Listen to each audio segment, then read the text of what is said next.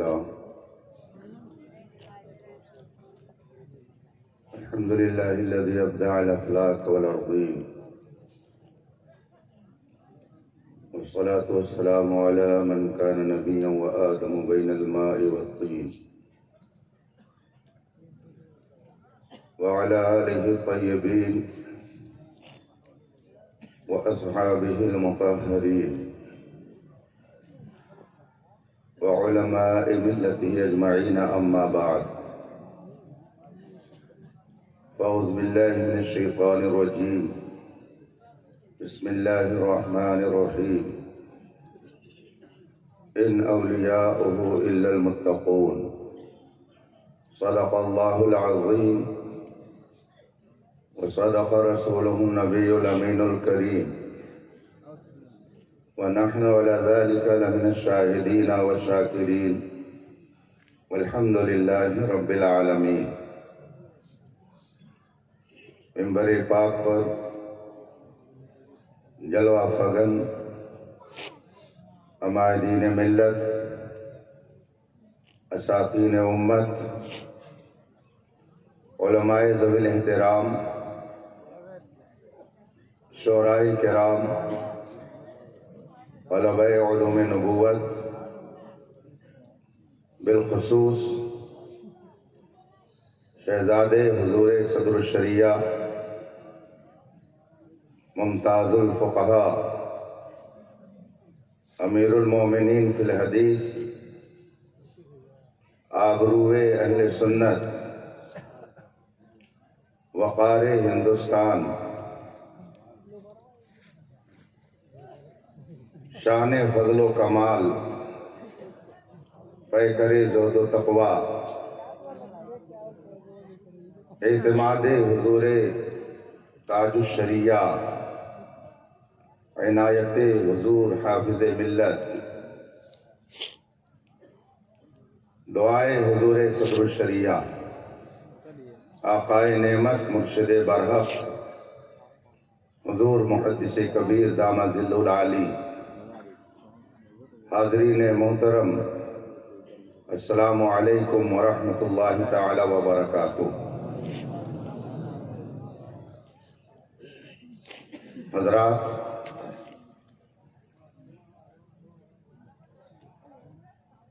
یہ عظیم الشان بزم نور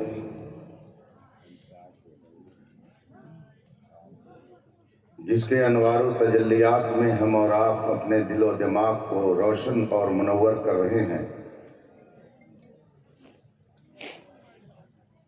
دنیائے سنیت کی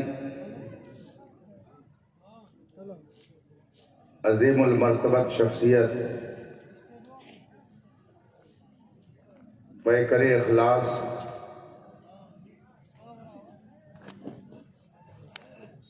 حامل علوم کتاب و سنت، رہبر راہ شریعت، شیخ طریقت، خطیب البراہین،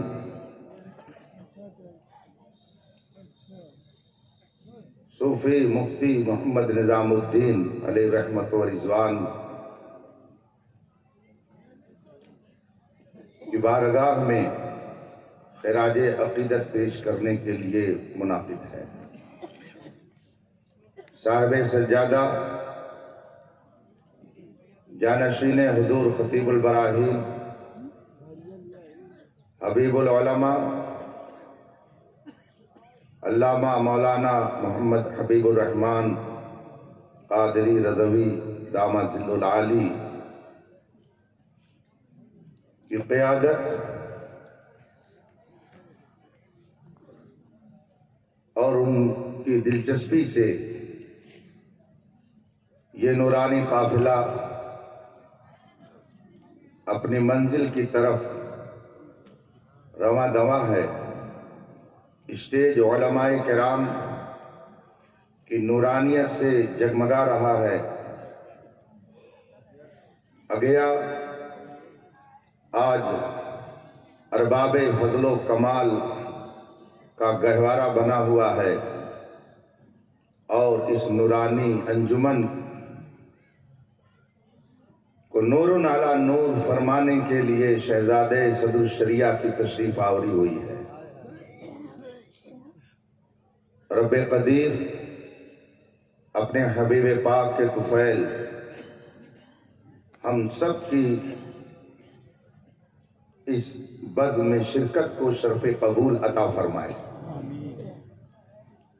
حضور محدث کبیر دامت برکاتہ العالیہ کی بارگاہ میں نقیب اجلاس نے کلمات نصیحت پیش کرنے کے لیے عرض کی تھی، مگر حضور نے کرم فرمایا اور حکم دیا کہ اختر حسین قادری اپنی گفتگو رکھے۔ یہ حد درجہ حضرت کا کرم ہے۔ عزیز گرامی مولانا شہزادہ حبیب العلماء ضیاء المصطفیٰ صاحب نظامی نے مجھ سے کان میں کہا کہ حضرت کی صحت کا اور آرام کا مجھے بہت خیال ہے، اگر حضرت ابھی کچھ دیر کلمات نصیحت سے ہم لوگوں کو نواز دیں اور آرام کی خواہش ہو تو ہم وہی پسند کریں گے جو حضرت پسند کریں گے۔ بلکہ اس وقت ہم سب لوگوں کو وہی پسند کرنا چاہیے جو حضور محدث کبیر کی پسند ہے۔ حضور محدث کبیر کی پسند اعلیٰ حضرت ہے۔ حضور محدث کبیر کی پسند حضور حجت الاسلام ہے۔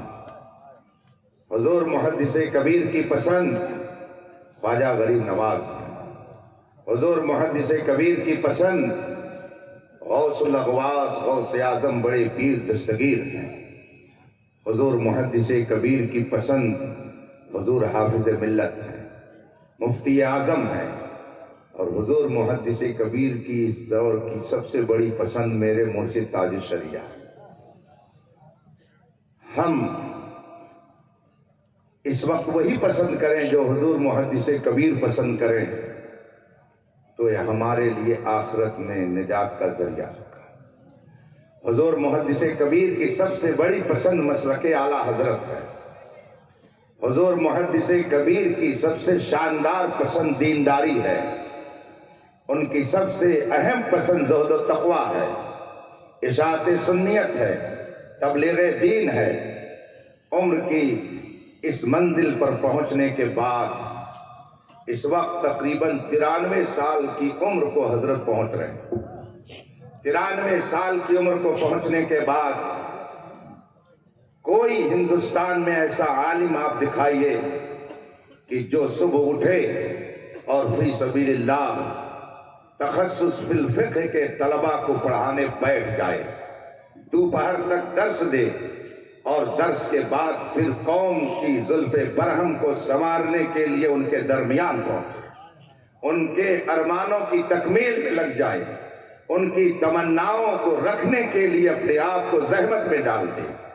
آج صبح حضرت بیدار ہوئے، ضروریات سے فارغ ہوئے، درس دیا، اور دوپہر میں ہمارے شہر کے اندر ایک نکاح پڑھنے کے لیے دولہا میاں اور ان کے گھر والوں نے 4 مہینے سے ناک میں دم کر رکھا تھا کہ نکاح پڑھائیں گے تو حضور محدث کبیر پڑھائیں گے۔ ہم سب کی خواہش ہے کہ حضور تشریف لائیں۔ حضور نے کرم فرمایا اور پھر جب چلے تو 1.5 گھنٹہ ایک جگہ جام میں پھنسے رہے، دوہری گھاٹ گاڑی میں بیٹھے رہے، مگر حضرت نے آنے کے بعد برہمی نہیں ظاہر فرمائی۔ 4 بجے کے قریب خلیل آباد پہنچے، نکاح مغرب کے قریب پڑھایا، مغرب کے بعد کھانا کھایا، اور اس کے بعد دھرم سنگھوا تشریف لے گئے۔ وہاں جا کر کے آپ نے مدرسے کی سنگ بنیاد رکھی، اور وہاں سے پھر آپ کے عقیہ شریف میں حضرت حاضر ہو گئے۔ پوری رات جگنا، پورے دن جگنا۔ آج لوگ سمجھتے ہیں کرامت یہ ہے کہ آدمی ہاتھ گھمائے، آنکھ بند کرے اور لوگوں کے سامنے جلیبی لا کر کے رکھ دے تو یہ اس کی بہت بڑی کرامت ہے۔ میں سمجھتا ہوں اہل انصاف کہیں گے، اہل علم بتائیں گے کہ اس وقت محدث کبیر کی سب سے بڑی کرامت یہی ہے کہ دن رات دعوت و تبلیغ کے کام میں لگے رہتے ہیں اور جدھر گزرتے ہیں کہنے والوں کو کہنا پڑتا ہے ان کا سایہ ایک تجلی، ان کا نقش پا چراغ، یہ جدھر گزرے ادھر ہی روشن ہوتی گئی۔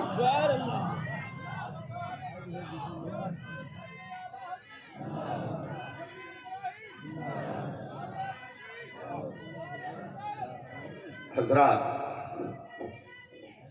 میں ہمت نہیں کر پا رہا تھا کہ تقریر کروں، میں جان چرا رہا تھا آج، اس لیے کہ ابھی ایک روز فون پر حضور سے گفتگو ہوئی تو آپ نے ارشاد فرمایا میں چاہتا ہوں کہ جتنی جلدی لوگ مجھ سے وہ لے لیں جو میں نے مفتی اعظم سے لیا ہے، لوگ مجھ سے وہ لے لیں جو میں نے حافظ ملت سے لیا، مجھ سے لوگ وہ لے لیں جو میں نے صدر الشریعہ سے لیا ہے، اس لیے کہ میری نظر دیکھ رہی ہے ہندوستان بھر میں اب کم وہ لوگ ہیں جو ان سارے بزرگوں کی امانتوں کو اپنے سینے میں لیے ہوئے ہیں، اور میں تو بہت دنوں سے یہ کہتا رہتا ہوں کہ اس وقت پورے ہندوستان ہی نہیں بر صغیر میں صرف ایک آنکھ ہے جس میں اتنے جلوے ہیں کہ وہ جلوے کسی دوسری آنکھ میں آپ کو نظر نہیں آ سکتے ہیں، تنہا یہ آنکھ بر صغیر میں ہے جس نے صدر الشریعہ اور جس نے صدر الافاضل کے جلووں کو اپنی آنکھوں میں سما رکھا ہے۔ پورے ہندوستان اور بر صغیر کی ہستیوں میں تنہا یہ ذات ہے کہ جس کی آنکھوں میں حضور حجت الاسلام کا جلوہ ہے، سرکار مفتی اعظم ہند کی تجلی ہے، مفسر اعظم ہند کا دیدار ہے، یہ وہ تنہا ذات ہے جس نے بڑے بڑے اکابر کی خدمت کی ہے اور بڑے بڑے اکابر علماء کی صحبت میں رہ کر وہ فیوز و برکات حاصل کیے ہیں کہ کوئی دوسرا آپ کو بر صغیر میں اس پائے کا عالم نظر نہیں آ سکتا۔ ایسی ہستی کا عرص خطیب البراہین میں آنا میں نے بہت آزمایا۔ حضرت ایک خاص بات کے لیے کہ کسی کے متعلق کوئی جملہ اگر ارشاد فرماتے ہیں تو نہایت احتیاط کے ساتھ، کسی کے بارے میں اگر تعریفی جملے فرماتے ہیں تو بہت ناپ تول کر کے، مگر آپ نے کسی اسٹیج پر اس سے پہلے سنا ہوگا اور اگر نہیں یاد ہے تو پھر اس کو ٹیپ کے ذریعہ سن کر کے یاد رکھیے گا۔ حضور محدث کبیر نے حضور خطیب البراہین کے لیے جو کلمات یہاں پر استعمال کیے ہیں وہ سب ہم صغیروں کے لیے سند کا درجہ ہے۔ حضور محدث کبیر نے خطیب البراہین کے بارے میں جو کلمات مدحت ظاہر فرمائی اور قوم کے سامنے عظمت خطیب البراہین کا اعتراف کیا، یہ خود دلیل ہے خطیب البراہین صرف ایک روایتی پیر کا نام نہیں ہے، مصطفیٰ جان رحمت کی شریعت کی عملی تصویر کا نام۔ سبحان اللہ، سبحان اللہ، سبحان اللہ، بہت عمدہ، ماشاء اللہ، ماشاء اللہ، زندہ باد۔ ڈاکٹر کا لڑکا بغیر پڑھے ڈاکٹر نہیں بن پاتا، انجینئر کا بیٹا اگر انجینئرنگ نہیں کیے ہوئے ہے تو اسے لوگ انجینئر نہیں کہتے، عالم کا بیٹا اگر وہ عالم دین نہیں ہے تو اس کو عالم دین نہیں کہتے، قاری کا بیٹا اگر علم قرات نہیں حاصل کر سکا تو اس کو قاری نہیں کہتے۔ تو آخر ایسا کیوں ہے کہ پیر کا بیٹا کچھ نہ ہو وہ پیر ہو جائے؟ عالم کا بیٹا بغیر پڑھے عالم نہیں، قاری کا بیٹا بغیر پڑھے قاری نہیں، اور پیر کا بیٹا بغیر پڑھے سب کچھ۔ ابھی میں مدنا پور کلکتہ کے پاس پروگرام پہ گیا، علماء آئے اور انہوں نے کہا کہ یہاں ایک پیر صاحب ہیں، ان کا نام لڈو پیر ہے۔ ہم نے کہا تو اس سے کیا ہوتا ہے؟ چنو منو پیر، گھوڑے شاہ، لکڑ شاہ، بہت لوگ بنائے ہوئے ہیں، لڈو تو اچھی چیز ہے، لڈو پیر تو کیا ہوا؟ کہا حضرت ایک نتیجہ بڑا گڑبڑ ہے۔ میں نے کہا کیا کہتے ہیں؟ تو ان کی آڈیو کلپ مجھ کو سنائی۔ جناب اپنی خطاب میں کہہ رہے ہیں लोगों को समझा रहे हैं कि जिसने मुझे देखा उसने खुदा को देखा और जिसने मुझे नहीं देखा वो जहन्नमी है। और आगे जनाबे आली क्या गुल खिला रहे हैं, नमाज कोई चीज नहीं है, नमाज दिल की पाकीज़गी का नाम है, दिल पाक, नमाज की कोई जरूरत नहीं। आगे जनाब कहते हैं मुल्लाओं के पास मत जाना, मदरसे में मत जाना, इल्म अल्लाह वालों से डायरेक्ट लिया जाता है, मदरसे में मत जाना, मुल्लाओं से इल्म मत लेना। मैंने जब ये उनकी बात सुनी तो हैरत में पड़ गया उन लोगों पर कि जो उसके मानने वाले हैं।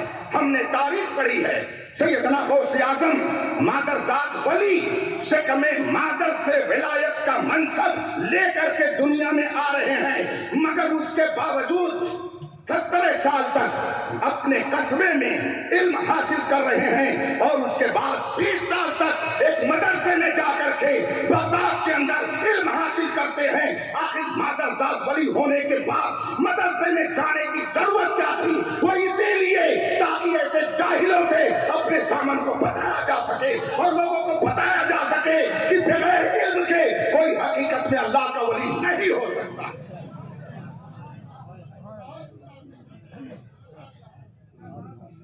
जिसको देखो पिए, पढ़े न लिखे, नाम मुल्ला फाजिल, और फिर मुरीद का हाल क्या होता है? पीर अगर कुफ्र भी सिखाए तो मुरीद उसी पर अमल करते हैं। इसलिए अभी शहजादे गिरामी वकार अल्लामा मौलाना मुफ्ती अबू यूसुफ मोहम्मद अजहरी दामा जिल्लुल आली ने जो बातें बताई हैं, आप उनको अपने दिल के नेहा खाने में रखें। बड़ी कीमती बातें उन्होंने बयान की हैं और हुजूर खतीबुल बराहीन अलैहि रहमत व रिज़वान की पाकीज़ा जिंदगी के हवाले से बहुत अच्छे तासुरात उन्होंने पेश किए। लोग करामतों को मेयारे विलायत समझते हैं और जब तक कोई करामत न दिखाए उसको वली मानने के लिए तैयार नहीं होते। मुझसे कितने लोग कहते हैं फला की जरा करामत सुनाइए, कोई करामत उनकी बताइए, मगर मैं जब देखता हूं, पढ़ता हूं तो हमको मिलता है कि अल इस्तिकामत फौकल करामत, करामत से बढ़ करके दीन पर इस्तिकामत है, करामत से बढ़ करके दीन पर तसल्लुक है, करामत से बढ़ करके शरीयत मुताहरा पर मजबूती से कायम रहना है। कुरान करीम ने इरशाद फरमाया, इन्नल लज़ीना क़ालू रब्बुना अल्लाह सुम्मा इस्तक़ामू ततनज़्ज़लु अलैहिमुल मलाइका, जिन्होंने कहा हमारा रब परवरदिगार है और उसी पर सख्ती से कायम रहे, दुनिया की कोई ताकत उनकी मदद करे या न करे, कोई उनकी हिमायत में आए या न आए, कोई उनकी तारीफ करे या न करे, वो चाहे दुश्मनों की महफिल में हो या दुश्मनों के नरगे में हो या दोस्त अहबाब की महफिल में हो, वो कहीं हो, ततनज़्ज़लु अलैहिमुल मलाइका, रब कदीर अपने करम से उन पर रहमत के फरिश्तों का नुज़ूल फरमाता। सरकार आला हजरत रज़ी अल्लाह तबारक व तआला अन्हु, नाम जब आला हजरत का है तो मुस्कुरा दिया कीजिए। ये खुश अकीदा होने की एक अलामत है। करेले की तरह मुंह बनाना ये किसी और का काम है। हम लोग करेले की तरह मुंह नहीं बनाते। जब नेमतों का जिक्र होता है तो चेहरे गुलाब की तरह खिल जाते हैं। आप देखते नहीं हैं कि जब हुजूर खतीबुल बराहीन का जिक्र होता है तो दिल की कैफियत का ज़हूर चेहरे से हो जाता है, लोग मुस्कुराने लगते हैं, लोग उनकी बातें गौर से सुनने लगते हैं। तो जब आला हजरत का जिक्र आए तो मुस्कुरा दिया कीजिए, सुभान अल्लाह कह दिया कीजिए। ये नाम बड़ा प्यारा है, बहुत महबूब है। अच्छे रजा पे कुर्बान जाऊं, प्यारे रजा पे कुर्बान जाऊं, किसने सिखाया नाम मोहम्मद सल्लल्लाहु अलैहि वसल्लम। ये नाम बड़ा अजीज है। इसी नाम की बरकत है कि हजरत मुफ्ती सूफी निजामुद्दीन खतीबुल बराहीन कहलाते हैं। इसी नाम की बरकत है कि हुजूर हाफ़िज़ मिल्लत नव्वर अल्लाहु मरक़दहू ने अपने बुजुर्गों की अमानतों को जो इनके सीने में मुंतकिल किया, इन्होंने हिंदुस्तान में घूम करके आला हजरत के मिशन को फैलाया और हर जगह बताया और लोगों को समझाया कि इमाम अहमद रज़ा वो है जिन्होंने तुम्हारे दिल में नबी की मोहब्बत का जाम दे दिया।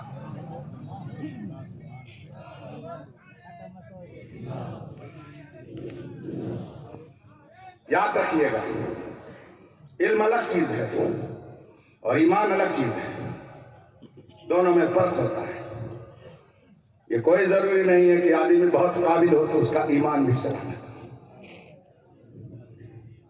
ایک بہت بڑا قابل جنت میں تھا، ابھی تو ہم لوگ گئے بھی نہیں، وہ وہیں تھا، بہت قابل تھا، مگر اس کی قابلیت اس کو نہیں بچا سکی، بلکہ قابلیت ہی لے ڈوبی، دلیل دینے لگا۔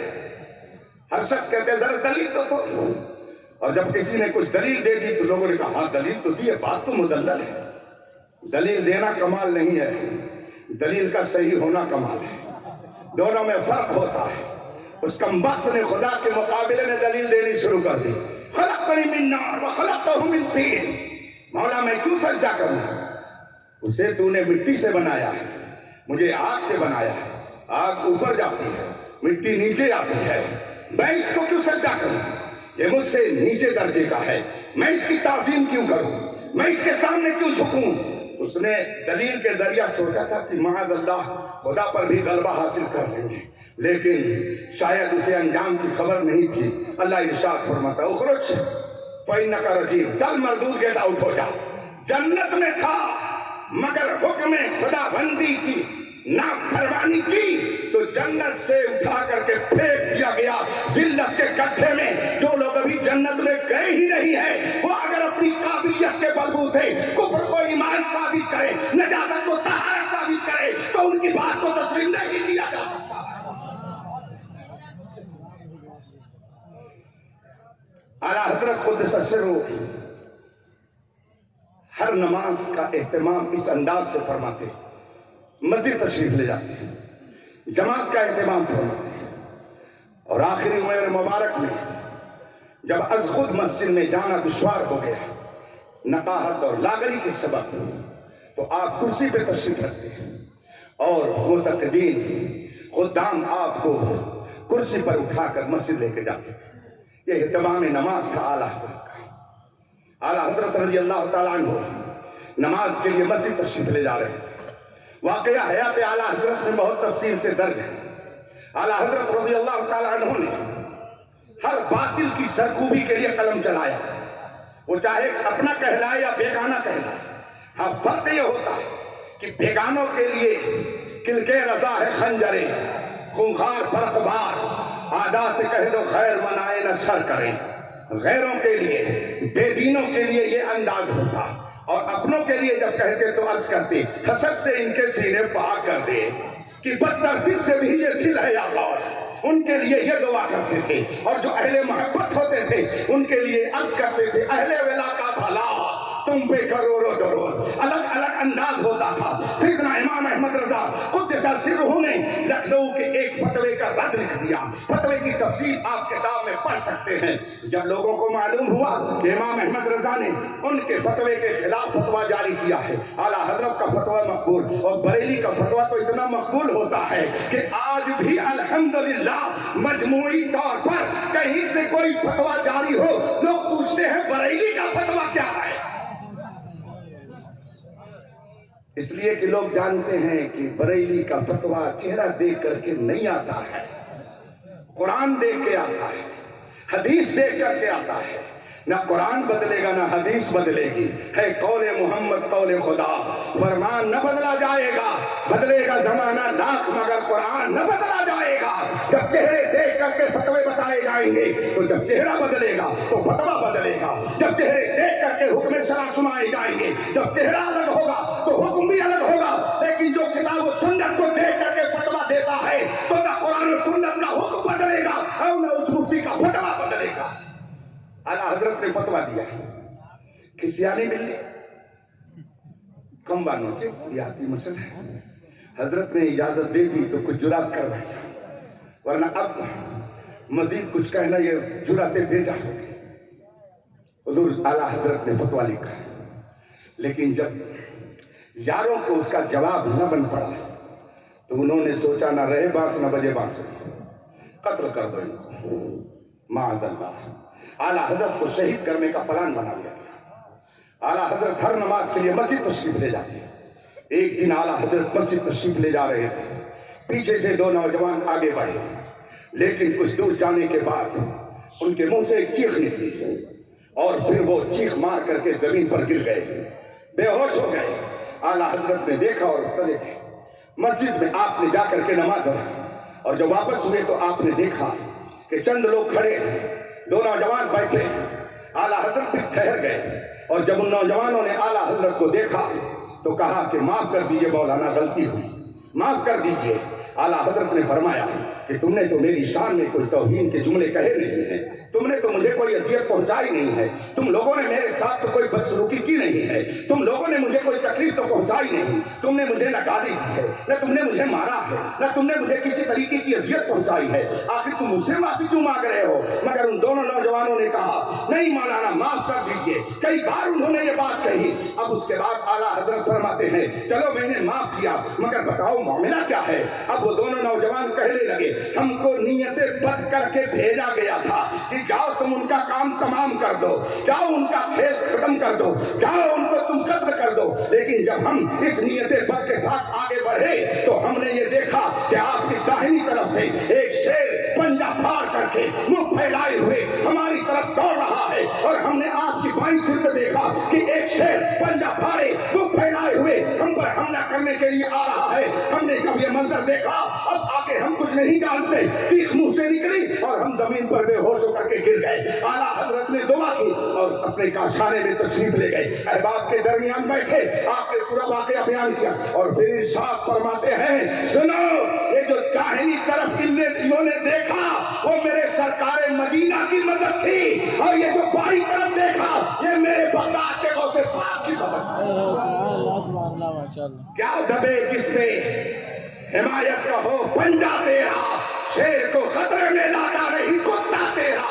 गौसे आजम के कुत्ते बन के रहिए, गौसे आजम के फकीर बन के रहिए और कादरी गुलामों में रहिए। मेरे मुर्शिद आकाए नेमत हुजूर ताजुल शरिया अर्ज करते हैं बड़े पीर की बारगाह में सदका रसूल पाक का झोली में डाल दो, हम कादरी फकीर हैं या गौस अल-मदद। हजरत अल्लामा हबीबुल उलमा हबीबुर रहमान साहब ये जाहिल पीरों में नहीं है, ये किताबें, इन किताबों के खुद ये राइटर हैं, इन किताबों के खुद ये मुसन्निफ हैं। इल्म नूर है, जहालत तारीकी है, इल्म बीनाई है, जहालत अंधापन है। आपने देखा होगा कि कभी कोई अंधा अगर चलता है तो किसी बीना की पीठ पर अपना हाथ धर देता है, उसकी पीठ पर हाथ रख करके उसके पीछे पीछे चलता है और वो बीना जिधर जाता है ये नाबीना उसके पीछे चलता रहता है। तो बीना वो है जो आगे चल करके नाबीना की रहनुमाई करता है। इल्म नूर है, इल्म बीनाई है, जहालत तारीकी है, जाहिल नाबीना है। मगर आज का जाहिल ये चाहता है कि मैं आगे आगे चलूं और ये बीना मेरी पीठ पर हाथ रख के मेरे पीछे पीछे चले। जब ये आलम होगा तो तबाही आएगी। अगर किसी वहाबी का निकाह पढ़ाने से किसी मस्जिद के इमाम ने मना कर दिया, मदरसे के उस्ताद ने मना कर दिया, मुतवल्ली कहता है सुबह निकल जाइए, हमारे मस्जिद में, हमारी मस्जिद में आप नहीं रह सकते हैं, हमारे मदरसे में नहीं रह सकते हैं। सुनिए, वक्त की चीज किसी के बाप की जागीर नहीं होती है। अगर कोई मुतवल्ली, कोई नाज़िम ऐसा किसी उस्ताद और इमाम के साथ करता है तो करीब है यारो रोज़े महशर, छुपेगा पुश्तों का ऊर क्यों कर, जो चुप रहेगी ज़माने खंजर लोहू पुकारेगा आसरी का। आप दूसरों को कहते हैं कि वो इस्लामी कानून मिटा रहे हैं, नहीं, ये मिटा रहे हैं। जरूरत है कि इन अहले इल्म के दामन से वाबस्ता हो लें। अभी वक्त है और बरेली की चौखट पे चल करके बोले मैं मुजरिम हुआ था कि रास्ते में है जा बजा।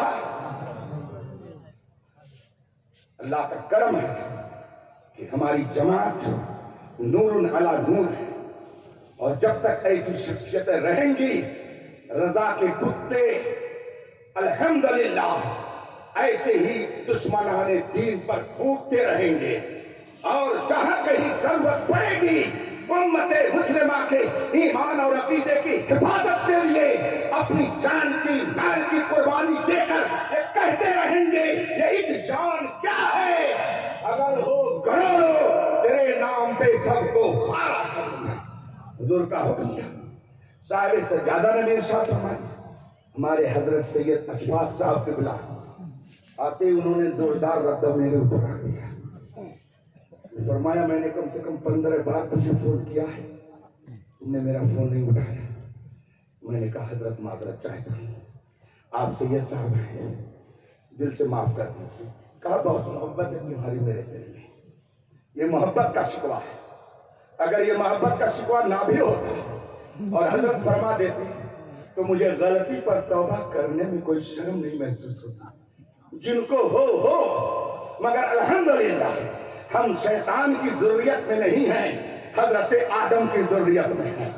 توبہ کر لینا شان آدمیت ہے، جرم پر اکڑ جانا طریقہ شیطان ہے۔ الحمدللہ ہم شیطانوں کے طریقے پر نہیں ہیں بلکہ اپنے آباء و اجداد کے طریقے پر ہیں، اسلاف کے طریقے پر ہیں، اسی لیے ہم کو کوئی فکرہ گمراہ نہیں کر سکتا۔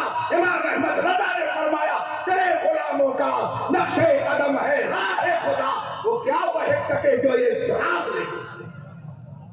وآخر دعوانا الحمدللہ رب العالمین۔